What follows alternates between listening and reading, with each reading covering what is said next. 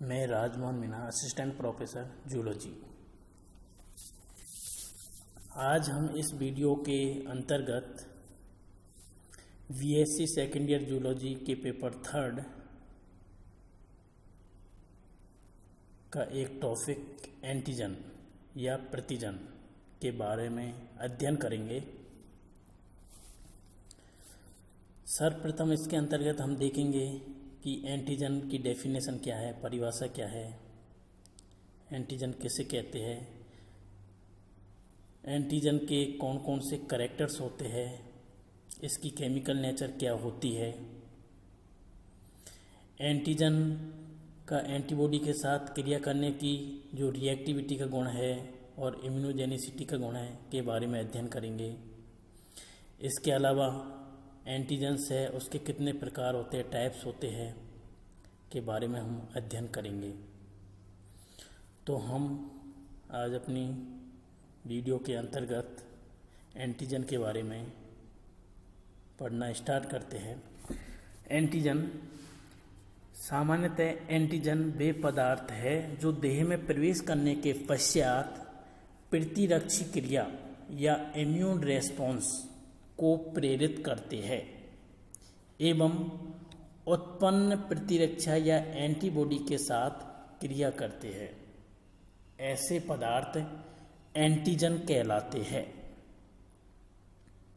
अर्थात एंटीजन किसी host cell में प्रवेश करते हैं तो उसकी बॉडी के अंतर्गत वो बाह्य या फॉरेन पार्टिकल्स होते हैं जिसके द्वारा होस्ट सेल के अंतर्गत एंटीबॉडी इवोक हो जाती है।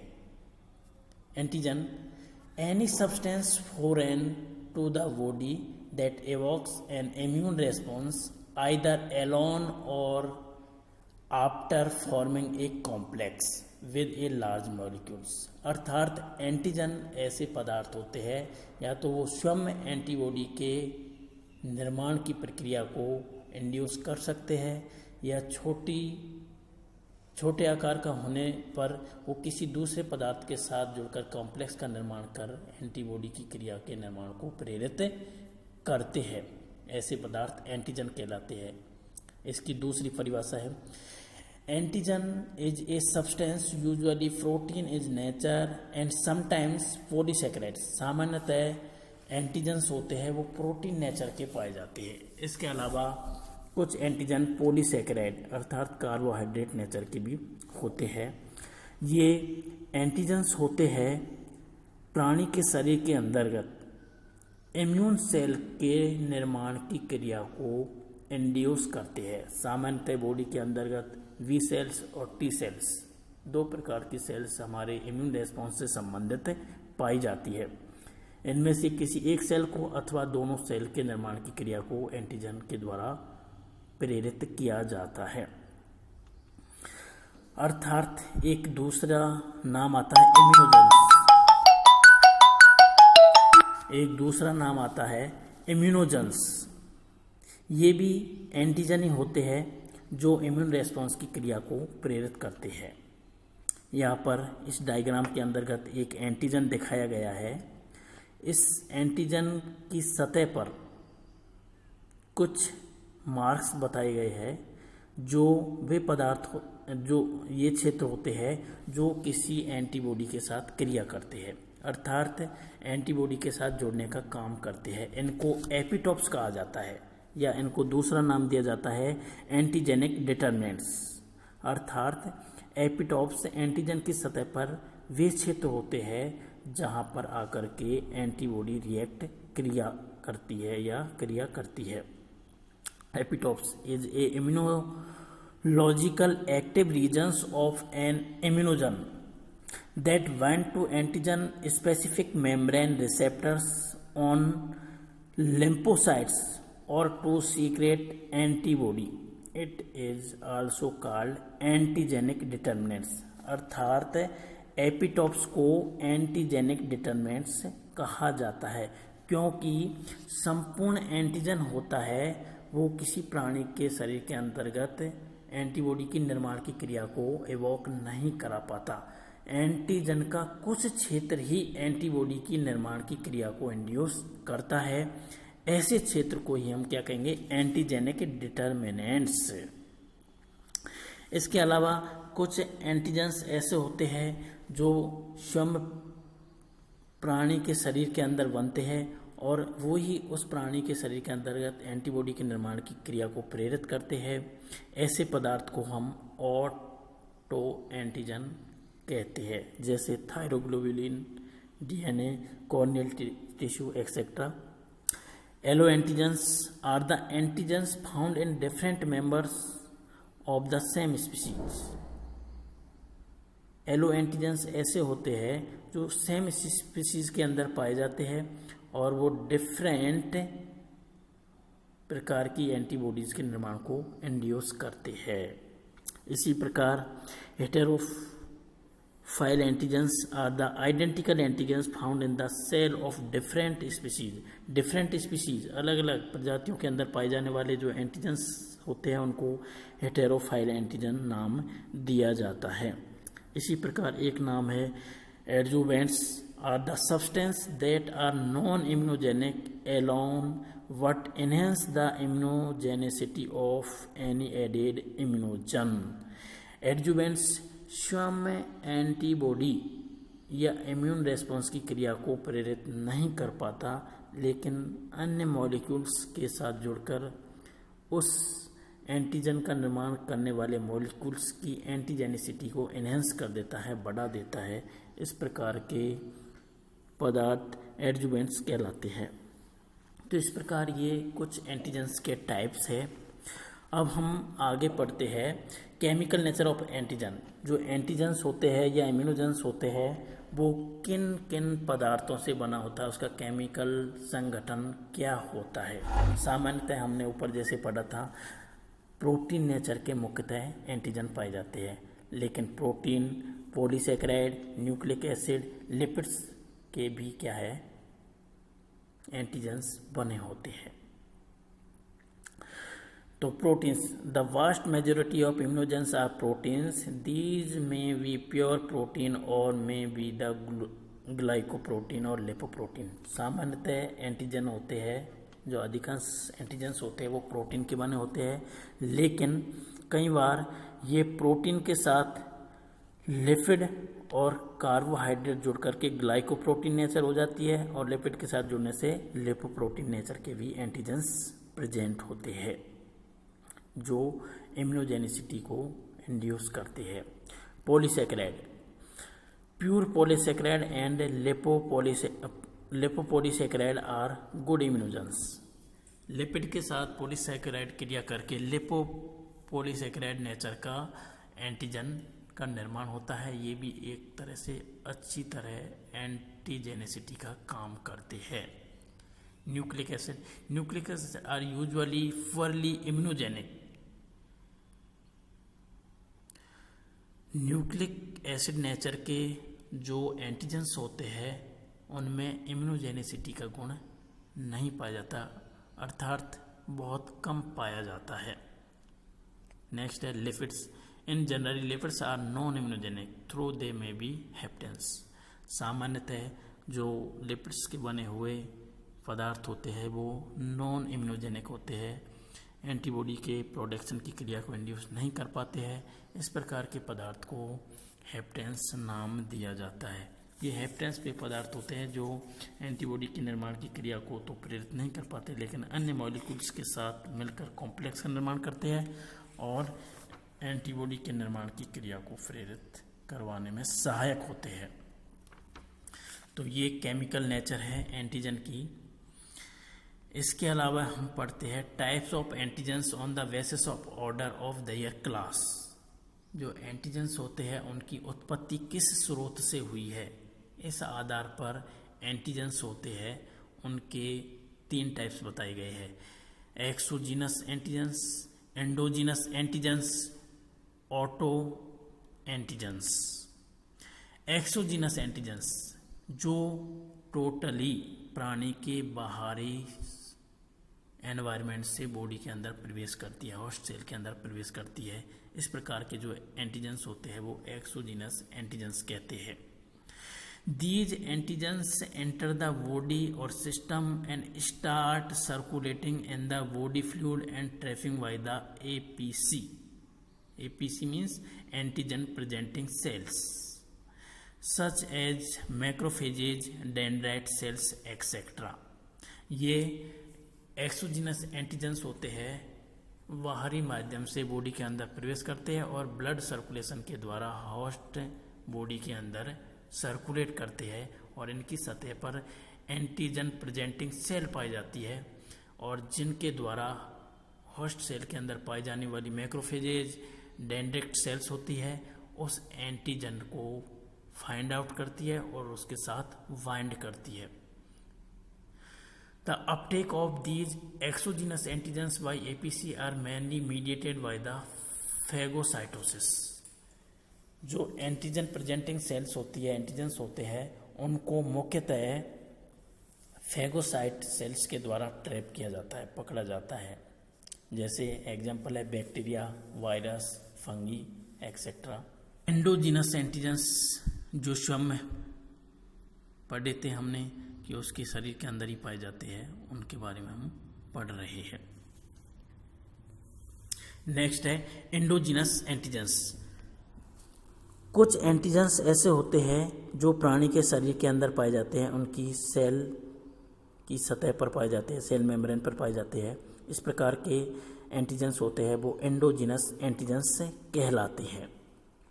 These are body on cell और सब फ्रेगमेंट्स और कंपाउंड्स और the antigenic product that are produced. The endogenous antigens are proceed by the macrophages which are later accepted by the cytotoxic T cells. Endogenous antigens होते हैं, उनको identify macrophages के माध्यम से किया जाता है, बाद में उनको साइटोटॉक्सिक टी सेल्स के द्वारा एक्सेप्ट या स्वीकार किया जाता है। एंडोजीनस एंटीजेंस इंक्लूड जीनोजेनिक, ऑटोलॉगस और एडियोटाइपिक एलोजेनिक एंटीजेंस। जो स्वयं बॉडी के अंदर पाए जाने वाले सेल की मेम्ब्रेन पर पाए जाने वाले एंटीजेंस होते हैं, उनको इन नामों से भी जाना जाता है। एग्जाम्पल ब्लड ग्रुप एंटीजेंस, जो आरबीसी होती है उसकी प्लाज्मा मेम्ब्रेन होती है, वहाँ पर ब्लड ग्रुप से संबंधित एंटीजेंस पाए जाते हैं। जैसे ए ब्लड ग्रुप वाले में पाए जाते हैं, बी ब्लड ग्रुप वाले में पाए जाते हैं, ओ ब्लड ग्रुप वाले में पाए जाते हैं, ओ नेगेटिव है एक्सेट्रा। इनमें तो ए और बी प्रकार के एंटीजेंस आरबीसी की सतह पर पाए जाते हैं। ल्यूकोसाइट होते हैं, वो उनको आइडेंटिफाई करने का काम करती है। नेक्स्ट है एंटीजेंस का on the basis of immune response. Immune response के आधार पर एंटीजन का टाइप्स, कि वो इम्यून सिस्टम के प्रति किस प्रकार का व्यवहार करते हैं, उस आधार पर एंटीजन कितने प्रकार के होते हैं। मुख्यतः 2 प्रकार के होते हैं। नंबर 1 कंप्लीट एंटीजन या इम्यूनोजन। कंप्लीट एंटीजन ऐसे एंटीजेंस को कहते हैं जिनमें दोनों प्रकार के कैरेक्टरिस्टिक्स पाए जाते हैं। इम्यूनोजेनिसिटी का गुण पाया जाता है, दूसरा रिएक्टिविटी का गुण पाया जाता है। अर्थात कंप्लीट एंटीजेंस या इम्यूनोजन ऐसे केमिकल या पदार्थ होते हैं जो प्राणी के शरीर में प्रवेश करके एंटीबॉडी के प्रोडक्शन की क्रिया को इंड्यूस कर देता है और उसके फलस्वरूप जो एंटीबॉडी का प्रोडक्शन होता है उसके साथ वो रिएक्ट भी करती है, क्रिया भी करती है। इस प्रकार के एंटीजन कंप्लीट एंटीजन या इम्यूनोजन कहलाते हैं। इस प्रकार के एंटीजनों का मॉलिक्यूलर वेट ज़्यादा होता है, जो करीब 10,000 से ज़्यादा होता है। ये प्रोटीन और पॉलीसैकेराइड नेचर के होते हैं। नेक्स्ट है इनकम्प्लीट एंटीजन या हेप्टेंस। इनकम्प्लीट एंटीजेंस या हेप्टेंस होते हैं, इनका मॉलिक्यूलर वेट होता है वो कम होता है, जिसके कारण इनमें इम्यूनोजेनिसिटी का गुण नहीं पाया जाता। अर्थात ये होस्ट बॉडी के अंतर्गत एंटीबॉडी के प्रोडक्शन को प्रेरित नहीं कर पाते हैं, लेकिन ये किसी दूसरे मॉलिक्यूल्स के साथ जुड़ करके कॉम्प्लेक्स का निर्माण करते हैं और उस इम्यूनोजेनिक दूसरे पदार्थ की इम्यूनोजेनिसिटी के गुणों को इनहेंस कर देते हैं। ऐसे पदार्थ हेप्टेन्स कहलाते हैं। रिएक्टिविटी का गुण इनमें पाया जाता है, लेकिन पृथक रूप से इनमें इम्यूनोजेनिसिटी का गुण नहीं पाया जाता है, जिनका मॉलिक्यूलर वेट 10,000 डाल्टन से कम होता है। एग्जाम्पल है जैसे capsular polysaccharide of the pneumococcus polysaccharide C of beta haemolytic streptococci etcetera. अब हम टर्म पढ़ते हैं डिटर्मिनेंट्स ऑफ एंटीजेनिसिटी। अभी मैंने डिस्कस किया था रिएक्टिविटी और एंटीजेनिसिटी का। एंटीजेनिसिटी किसी भी एंटीजन की वह नेचर होती है कि वो कितना स्ट्रॉन्ग होता है, स्ट्रॉन्गली या तीव्रता से होस्ट की बॉडी में इम्यून सिस्टम को स्टिमुलेट कर एंटीबॉडी के निर्माण को प्रेरित करता है। ये नेचर उसकी एंटीजेनिसिटी कहलाती है। एंटीजेनिसिटी के माध्यम से बी सेल्स और टी सेल्स किस प्रकार से उस एंटीजन के साथ रेस्पॉन्स, कितनी तीव्रता के साथ रेस्पॉन्स करती है, वो एंटीजेनिसिटी के अंतर्गत आता है। एंटीजेनिसिटी का नेचर होता है किसी एंटीजन का, वो उसकी एंटीजेनेटिक डिटर्मिनेंट्स पर निर्भर करता है। अर्थात कोई एंटीजन की सतह पर इस प्रकार के क्षेत्र जिन्हें एपिटॉप्स या एंटीजेनिक डिटर्मिनेंट्स कहते हैं, जितनी अधिक संख्या में ये एंटीजेनेटिक डिटर्मिनेंट्स पाए जाएंगे, वो एंटीजन हाईली एंटीजेनिसिटी का गुण प्रदर्शित करेगा। अर्थात अधिक तीव्रता के साथ इम्यून सिस्टम के साथ रेस्पॉन्स शो करेगा और एंटीबॉडी के प्रोडक्शन को प्रेरित करेगा। कई एंटीजेंस ऐसे होते हैं जिनकी सतह पर एक ही एंटीजेनेटिक डिटर्मिनेंट्स पाया जाता है, जिनको मोनोवेलेंट कहते हैं। कई ऐसे होते हैं जिनमें 2 पाए जाते हैं, बाईवेलेंट, और 2 से ज़्यादा जिनमें पाए जाते हैं उनको पॉलीवेलेंट कहते हैं। तो मोनोवेलेंट की तुलना में जो पॉलीवेलेंट एंटीजन होते हैं उनमें एंटीजेनिसिटी का गुण अधिक पाया जाता है। नेक्स्ट अब हम अध्ययन आगे करेंगे प्रॉपर्टी ऑफ एंटीजन या फैक्टर इन्फ्लुएंसिंग द इम्यूनोजेनिसिटी। जो एंटीजन्स होते हैं उनकी जो इम्यूनोजेनिसिटी का नेचर होता है, उसको कौन कौन से फैक्टर्स होते हैं जो प्रभावित करने का काम करते हैं। तो कुछ पॉइंट्स यहाँ पर दिए गए हैं जो इस इम्यूनोजेनिसिटी को प्रभावित करते हैं। जैसे सर्वप्रथम है फॉरेननेस, अर्थात विदेशी। फॉरेननेस कोई भी बाह्य पार्टिकल जितना अधिक दूरी का किसी होस्ट सेल से होगा, उसमें इम्यूनोजेनिसिटी का गुण उतना ही अधिक पाया जाता है। An antigen must be a foreign substance to be animal to elicit an immune response. तो ये फॉरेननेस नेचर होता है जो इम्यूनिसिटी को प्रभावित करता है। फॉरेननेस जितना अधिक ज़्यादा होगा, उसमें इम्यूनोजेनिसिटी का गुण उस एंटीजन में अधिक होगा। नेक्स्ट है मॉलिक्यूलर साइज।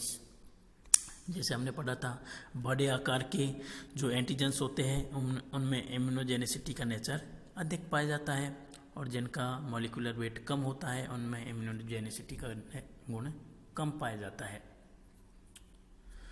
नेक्स्ट है केमिकल नेचर एंड कंपोजिशन। तो जैसे केमिकल नेचर के बारे में हमने ऊपर पढ़ा था, मोस्टली जो एंटीजन्स होते हैं वो प्रोटीन नेचर के होते हैं।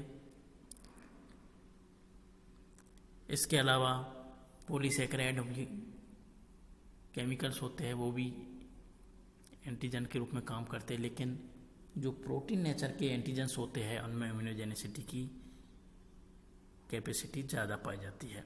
Physical form in general particulate antigen are more immunogenic than soluble once.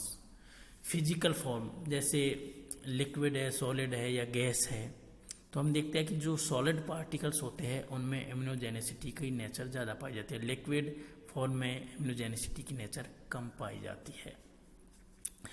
Antigen specificity. Antigen specificity depend on the specific active sites on the antigenic molecules.